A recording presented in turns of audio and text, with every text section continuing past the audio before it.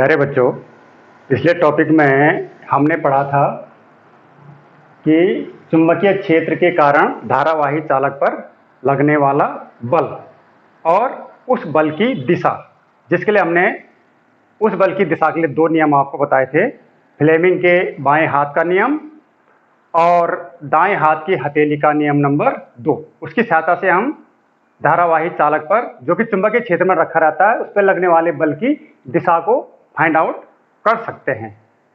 अब हम बताएंगे कि वो जो बल लग रहा है वो कितना लग रहा है और उसके कारण हम चुंबकीय क्षेत्र का मात्रक भी फाइंड आउट करेंगे। तो ये दिखाया था हमने आपको कि चुंबकीय क्षेत्र बनाने के लिए हमने एक सिरा नॉर्थ का लेना है, एक साउथ का लेना है। तो इसके लिए हमने यहाँ पे क्या कर दिया कि एक नाल चुंबक यू टाइप का एक चुंबक ले लिया, जिसका कि नॉर्थ सिरा इधर हो गया, साउथ इधर हो गया, जैसे कि यहाँ पे बोर्ड पे डिस्प्ले रेड इंक से हो रहा है। ये एक नाल चुंबक है, ये चुंबकीय क्षेत्र बना रहा है। और चुंबकीय क्षेत्र की दिशा किधर से किधर के लिए होगी, ये पहले बताया तो आपको, नॉर्थ से और साउथ के लिए, जो कि मैंने ब्लू लाइन से बना रखा है। ये ब्लू लाइन जो है चुंबकीय क्षेत्र है, दिखाई नहीं दे रहा है, ये काल्पनिक रेखा है, ये चुंबकीय क्षेत्र है, ये समझ लीजिए आपका। जैसे कि मैंने यहाँ डिमोन्स्ट्रेट करके आपको बताऊं, ये मैंने नाल चुंबक टाइप का बना रखा है एक तार से, और ये वाला नॉर्थ है इसका सपोज, और ये साउथ है। ठीक है, तो चुंबकीय क्षेत्र नॉर्थ से साउथ के लिए यहाँ पे एक चुंबकीय क्षेत्र उत्पन्न हो गया है नॉर्थ से साउथ की डायरेक्शन में। देखिए कैसे, ये मैं नीली पेन से यहाँ पे दिखा रहा हूं, जैसे मैंने नीली लाइन से दिखा रखा है। ये जो नीला पेन है ये काल्पनिक है, केवल चुंबकीय क्षेत्र है। ये इधर से इधर के लिए चुंबकीय क्षेत्र स्थापित हो गया यहाँ पे। ठीक है, चुंबकीय क्षेत्र। और हमने आपको बताया था कि इस चुंबकीय क्षेत्र में, ये चुंबकीय क्षेत्र है जो, इसमें अगर कोई धारावाही चालक रख देते हैं तो उस पर एक बल कार्य करने लगता है। ये प्रैक्टिकली देखा गया। जैसे हम इस चुंबकीय क्षेत्र में कोई भी चालक रख देंगे, ये मैंने ये पेन, लाल वाली पेन रख दी, इसमें धारा बह रही है। धारा माना इधर से मेरे हाथ जहां पर पकड़ रखा है उधर से उस दिशा में धारा बह रही है। अब मैंने यहाँ पे चुंबकीय क्षेत्र में रख दिया है, न तो ये लाइन है, केवल ये तार है, इसमें धारा बह रही है, ये चुंबकीय क्षेत्र है। तो इस पर एक बल कार्य करने लगता है, जो कि मैंने पिछले टॉपिक में आपको बताया था। या तो ये जो तार है ऊपर के लिए तन जाएगा या नीचे के लिए तन जाएगा, ये दिशा के अनुरूप, और वो दिशा ऊपर के लिए तनेगा या नीचे के लिए तनेगा, ये जो मैंने दो नियम बताए उस नियमों की सहायता से हम फाइंड आउट कर लेंगे। अब वो जो हमने नियम बताए थे वो तब के लिए बताए थे जब हम इस तार को ठीक चुंबकीय क्षेत्र के लंबवत रखते हैं। ऐसे मतलब चुंबकीय क्षेत्र नीली पेन है और ये तार है जिसमें धारा बह रही है, दोनों के बीच एंगल कितना बन रहा है, देखिए 90 डिग्री का एंगल बन रहा है, 90 डिग्री का बन रहा है। तो उस समय फ्लेमिंग के बाएं हाथ के नियम से और दाएं हाथ की हथेली के नियम नंबर 2 से इस पर बल या तो ऊपर के लिए लगेगा या तो नीचे के लिए लगेगा। ठीक है, अब अगर हम इस धारावाही चालक को चुंबकीय क्षेत्र में किसी भी डायरेक्शन में रख देते हैं, मैं ऐसा रख दिया, अब कितना एंगल बन रहा है, कोई भी एंगल बन रहा है XYZ, तो थीटा एंगल मान लेते हैं, इस एंगल को थीटा मान लेते हैं। ये जो एंगल बन रहा है इस समय यहाँ पर, ये चुंबकीय क्षेत्र है, ये एंगल बन रहा है, ये यहाँ से यहाँ तक, ये थीटा एंगल बन रहा है, ये थीटा एंगल बन रहा है। तो उस समय इस धारावाही चालक पर जो बल लगेगा, चुंबकीय क्षेत्र में जो बल लगेगा, वो बल का मान होता है, ये धारा आई बह रही है, ये इस चालक में धारा आई बह रही है, ये है चालक। ये यहाँ पे मैं 3 डायमेंशन में यहाँ से समझा दिया मैंने आपको, ये है चालक अंदर के लिए, इसमें धारा आई बह रही है। और इस चालक की लंबाई यहाँ से यहाँ तक है, माना ये AB चालक है, ये लंबाई है इसकी L लंबाई का चालक है, उसमें धारा आई बह रही है, और चुंबकीय क्षेत्र आपका ये पहले से है ही B। तो इस चालक पर जो बल लगेगा वो बल लगता है F = ILB sin थीटा। जो ये एंगल थीटा बन रहा है, जो एंगल थीटा बन रहा है, ये वाला एंगल, ये वाला जो एंगल बन रहा है, इतना साइन थीटा के वो बल उस पर लगता है। ठीक है, और ये व्यापक समीकरण होगी, लगने वाले बल की व्यापक समीकरण है ये। मतलब आप इसको लिख सकते हैं कि धारावाही चालक पर चुंबकीय क्षेत्र में लगने वाले बल की व्यापक जनरल व्यापक समीकरण F is equal to ILB sine theta. तो जब ये किसी एंगल थीटा पे धारावाही चालक लगा है तब हम इसकी दिशा अभी फाइंड आउट नहीं कर पाएंगे, फ्लेमिंग के बाएं हाथ से नियम से नहीं कर पाएंगे। फ्लेमिंग का बाएं हाथ का नियम तो तभी है जब इसको हम ठीक 90 डिग्री के एंगल पे लगाएंगे, इसको ऐसा रख देंगे, जब 90 डिग्री के एंगल पे रखेंगे तब है फ्लेमिंग का। और दूसरा नियम जो मैंने आपको दाएं हाथ की हथेली के नियम नंबर 2 बताया था, तभी जाके उसकी दिशा हम फाइंड आउट करते हैं। इस समय व्यापक समीकरण है सपोज, ठीक है, तो इतना बल इस पे लगता है। अब इस समीकरण की सहायता से हम यहां पर दो कंडीशन हो सकती हैं। कंडीशन नंबर 1 कि if theta is equal to 0, theta is equal to 0, theta is equal to 0, तो sine theta is equal to 0, sine 0 is equal to 0 होता है। तो उस समय therefore F is equal to हो जाएगा ILB इंटू 0, साइन 0 0 होता है, इज इक्वल टू 0। मतलब लगने वाला जो बल होगा धारावाही चालक पर लगने वाला बल 0 हो जाएगा, उस समय लगने वाला बल उस पर 0 हो जाएगा। इसका मतलब क्या है कि मैंने क्या कर दिया, अब थीटा इज इक्वल टू 0 कर दिया, का मतलब है कि ये चुंबकीय क्षेत्र है और अभी तक मैंने थीटा पे रखा था ये, अब मैंने थीटा नहीं ऐसे रख दिया, इसको धारावाही चालक को तो ऐसे रख दिया, किधर चुंबकीय क्षेत्र की दिशा में रख दिया, थीटा इज इक्वल टू 0 हो गया।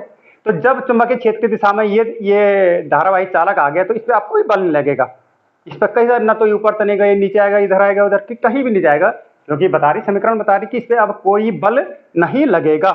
इसका मतलब किसी भी धारावाही चालक पर चुंबकीय क्षेत्र की दिशा में कोई बल नहीं लगता है अगर उसको चुंबकीय क्षेत्र में रखा जाए। और इससे हम चुंबकीय क्षेत्र की एक नई परिभाषा भी दे सकते हैं कि जब चुंबकीय क्षेत्र की दिशा वह दिशा होती है जिस दिशा में धारावाही चालक पर कोई बल नहीं लगता है, वो चुंबकीय क्षेत्र की दिशा होगी। तो ये चुंबकीय क्षेत्र की दिशा के लिए एक परिभाषा हो गई, ठीक है। तो ये कंडीशन तो ये मैंने बता दी, 0, इस समय कोई बल नहीं लगेगा। और दूसरी कंडीशन यहाँ पे कि if theta is equal to 90, वही वाली बात आ गई, अब फ्लेमिंग का बाएं हाथ का नियम लगेगा, जो थीटा इज इक्वल टू 90, तो F इज इक्वल टू हो जाएगा ILB साइन 90, और ILB साइन 90 होता है 1, तो केवल इंटू 1 और इज इक्वल टू ILB।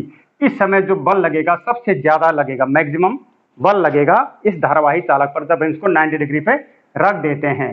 और इसी समय इसकी दिशा हम उन दो नियमों की सहायता से, फ्लेमिंग के बाएं हाथ के नियम से और दाएं हाथ के हथेली के नियम नंबर 2 से फाइंड आउट कर लेंगे, है ना, या तो ऊपर के लिए या तो नीचे के लिए उस पर बल लगेगा, ठीक है।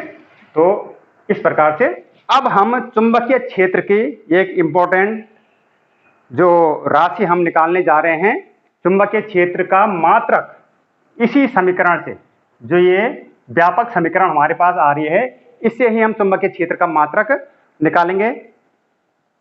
तो देखिए यहाँ पे F is equal to ILB sine theta और थीटा इज इक्वल टू 0 है, या यहाँ से और B इज इक्वल टू, ये चुंबकीय क्षेत्र है B इज इक्वल टू हो जाएगा F upon IL sign theta, और तब B का मात्रक हो जाएगा, B का मात्रक बराबर F का मात्रक न्यूटन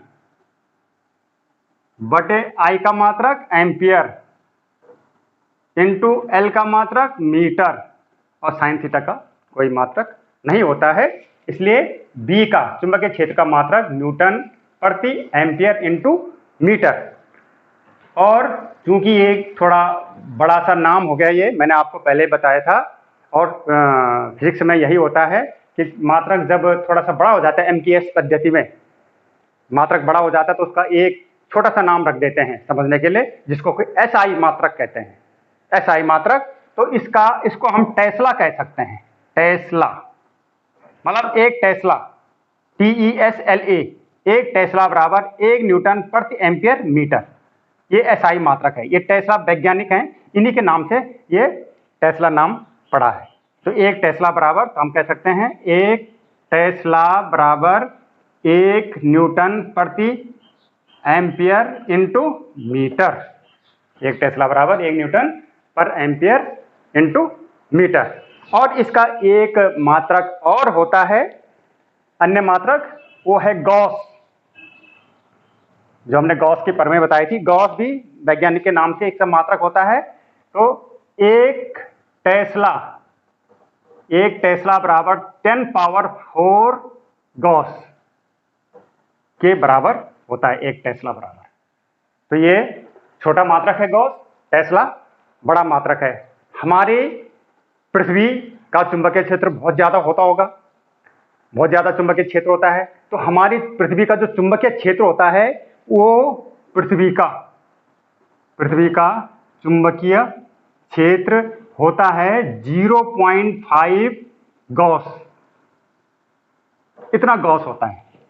और अगर हम इसमें टेस्ला में निकालें चुंबकीय क्षेत्र का मात्रक, टेस्ला में कितना आएगा? अभी आपको ये रिलेशन बता दिया है, इक्वेशन बता दी कि एक टेस्ला बराबर 10 पावर 4 गॉस। तो जब पृथ्वी का चुंबकीय क्षेत्र 0.5 गॉस होता है, तो इसको अगर हम 0.5 गॉस को टेस्ला में बदलेंगे तो किस प्रकार से बदला जा सकता है कि चूंकि 10 पावर 4 गॉस बराबर एक टेस्ला, टी से प्रदर्शित करते हैं, गॉस को जी से प्रदर्शित करते हैं, टेस्ला टी, और गॉस को जी, ये ध्यान देना जी, या इसको जी एस भी लिखा रहता है कहीं के पर, जी और स्मॉल एस लिखा रहता है, तो एक ही चीज है। और एक गॉस बराबर 1/10 पावर 4 टेस्ला, और बराबर हो जाएगा 10 पावर -4, 10 के पावर 4 पर जाएगा तो इतना टेस्ला, एक गॉस बराबर इतना टेस्ला हो जाएगा। और इतना पृथ्वी का चुंबकीय क्षेत्र का मान निकाल रहे हैं हम टेस्ला में, 0.5 गॉस इज इक्वल टू हो जाएगा 10 पावर -4 इंटू 0.4 गॉस, 0.5 गॉस, और इज इक्वल टू, अगर हम इसको 5 लिख दूं मैं, 10 से मल्टीप्लाई कर दूं, 10 से डिवाइड भी करना पड़ेगा, 5 इंटू 10 पावर -5 गॉस। तो ये आपको ध्यान रखना है कि पृथ्वी का चुंबकीय क्षेत्र इतना गॉस होता है, या 0.5 गॉस होता है, या 0, ये गॉस टेस्ला में आ रहा है, इतना टेस्ला होता है, टेस्ला, ये पृथ्वी का चुंबकीय क्षेत्र। ठीक है, तो ये हो गया आपका चुंबकीय क्षेत्र। ये बार बार हम चुंबकीय क्षेत्र का मात्रक की आवश्यकता पड़ती है।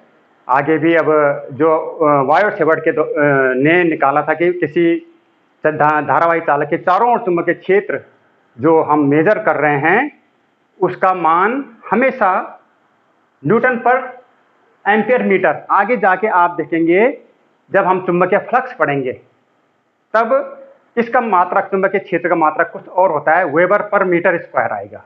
आगे जाके इसको फिर हम बताएंगे, क्योंकि चुंबकीय फ्लक्स का मात्रक वेबर होता है, और वेबर पर मीटर स्क्वायर, और वेबर पर मीटर स्क्वायर और न्यूटन पर एम्पियर मीटर एक ही चीज होता है, एक ही बात होती है, एक ही मात्रक होता है। तो चुंबकीय क्षेत्र का मात्रक हमेशा में न्यूटन पर एम्पियर मीटर या एक टेस्ला निकलना है, या गॉस में लिखना है तो गॉस में, और पृथ्वी का चुंबकीय क्षेत्र। तो इस जो हमने चुंबकीय क्षेत्र का मात्रक यहाँ पे चर्चा की, डिस्कस किया, इससे बहुत सारे छोटे छोटे क्वेश्चन, एक नंबर के क्वेश्चन बन सकते हैं और बड़ा क्वेश्चन भी बन सकता है। और इस मात्रक का आगे और इम्पोर्टेंट टॉपिक्स के लिए यूज आएगा। तो आप जिन बच्चों ने अभी तक चैनल सब्सक्राइब किया वो कर लें, ताकि मैंने जो और भी टॉपिक इसमें अपलोड किए हैं जिनका कॉन्टेक्ट इन चैप्टरों से है, आने वाले चैप्टरों से है, आपको आसानी से समझ में आ सकेंगे। और इसके बाद में और इम्पोर्टेंट टॉपिक लेके आऊँगा। धन्यवाद।